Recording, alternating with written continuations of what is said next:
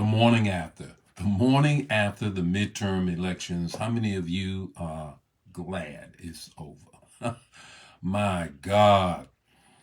All of the advertising, all of the bickering, all of the back and forth, all of that. I'm so thankful that maybe for the next couple of months, I don't have to look at another ad talking about another person. Well, good morning, everybody. It's time for Morning Man. I got a final word on the elections. I said that I was going to be doing this, and here is the morning after. Here's the morning after. Good morning, Brenda, Angela. Good morning, Anna. How are you? Good morning, Diane. How are you? Just a great morning it is. It's a good morning to be alive. Any morning that you are 6 feet above the ground and not pushing up daisies, then it's a good morning. Good morning, Bobby. How are you on this morning? Good morning, Linda. How are you? This morning, I want to just jump right into it. The morning after the midterm elections, the text to talk, the takeaway. The text to talk and the takeaway. What does the word have to say about today? Well, the text is Luke 24:6. Luke 24:6. Here's the context of the text. It's the morning after. It is the morning of Jesus' resurrection. The crucifixion has taken place 3 days earlier.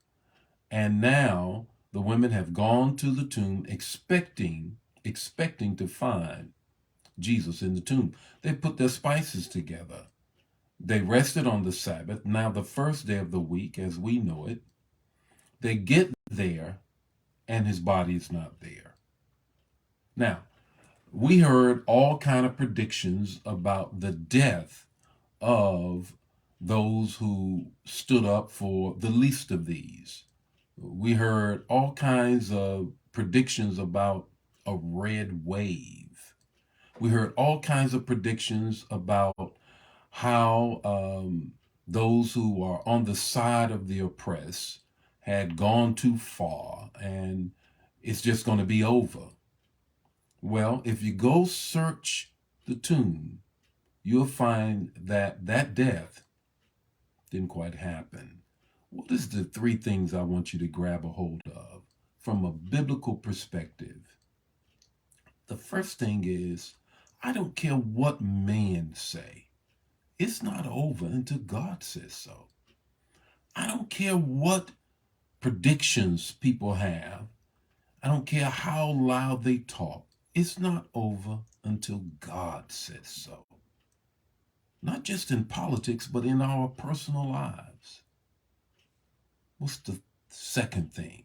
The second thing is the resurrection is our hope. It's not just the fact that Jesus defeated death, but when he went to Lazarus' tomb and called Lazarus out by name, and he got up and lived, that says that anything that is in our lives that we perceive as being dead is not beyond the power of the resurrection. Not beyond the power of the resurrection. The third thing is this. As a result of the resurrection, Jesus is still on the throne. A short story, and I'll come back and finish. There was several years ago, I preached a sermon, and I was talking about the rules of how you make it in life. And rule number 10 was what my mother used to always tell me. My mother used to always tell me. She didn't call it rule number 10. I called it rule number 10 because of how it flowed in my sermon.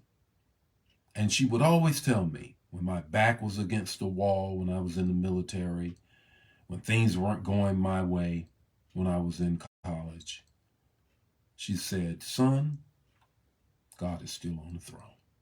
Glory, hallelujah. She would say, son, God is still on the throne. In other words, God is still in control. And there is nothing outside of God's power to turn around. So I find that to be the case after the resurrection of Christ, he went and sat at the right hand of the Father, which says he's still on the throne. God's still running things. What's your takeaway this morning? Our hope is in Jesus, not in a poll. Our hope is in Jesus, not in a poll. That doesn't say don't vote. I'm just saying our hope is not just in a vote, but it's in Jesus.